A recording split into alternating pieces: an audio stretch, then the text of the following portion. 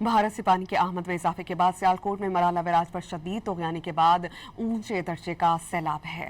महकमा आबपाशी की ताज़ा तरीन रिपोर्ट के मुताबिक मराला बैराज पर अब स्ट्रीम में पानी की मजमूई आमद 2,50,000 की हद अबूर करते हुए 2,53,912 क्यूसेक तक पहुँच गई है।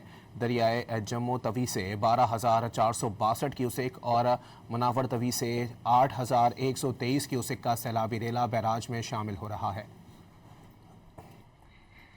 भारत से पानी की आमद में इजाफे के बाद सियालकोट में मराला बैराज पर शदीद तूफ़ान के बाद ऊंचे दर्जे का सैलाब है।